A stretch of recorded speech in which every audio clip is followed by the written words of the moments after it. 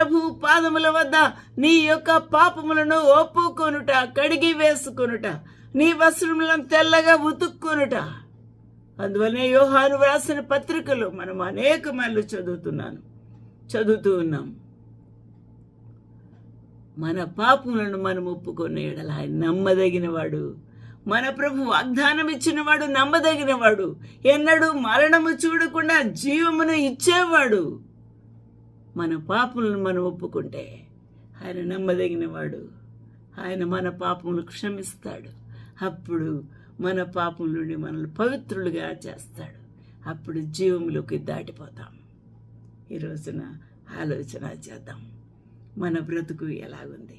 అందువలన యోహాను సువార్తలో 5వ అధ్యాయం 26వ వచనంలో, నా మాట విని నన్ను పంపిన వాని యందు విశ్వాసముంచువాడు నిత్య జీవము గలవాడు. వాడు తీర్పులోనికి రాడు. వాడు తీర్పులోనికి రాక మరణములో నుండి జీవములోనికి దాటి ఉన్నాడు. నా ప్రియమైన వాళ్ళారా, దేవుని యొక్క గొప్ప కృప, ఆ యొక్క గొప్ప అద్భుతమైన కార్యం నీ జీవితంలో జరుగుతుంది. ఎవరు నిన్ను క్షమిస్తారు? ఎవరు నీ పాపములు లెక్క పెట్టగలరు?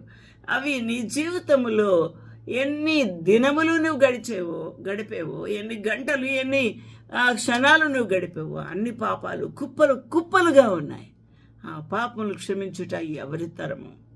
ఎన్ని కోడల రక్తముతో నీ పాప పరిహారం జరుగుతుంది. కానీ ఒక్క బలియాగము ద్వారా, ఒక్క శిలువ రక్తము ద్వారా నీ పాపముల కొరకు ఆయన ప్రశస్తమైన రక్తము, పరిశుద్ధుని రక్తము నీ కొరకు ఆయన ధారపోసి ఉన్నాడు. నీకు విమోచన, విడుదల కలగచేసి ఉన్నాడు.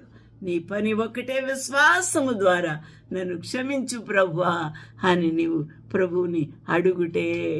అదే నీవు హృదయము తెరుచుట. అప్పుడు నీ హృదయములో గొప్ప కార్యం జరుగుతుంది. ఆయన నీ పాపలకు క్షమిస్తాడు. ఆయన తన ప్రశస్తమైన రక్తము ద్వారా శుద్ధి చేస్తాడు. తెల్లగా ఉతుకుతాడు. అప్పుడు ఆయన నీ లోపలికి వచ్చి నీతో నివాసము చేస్తాడు.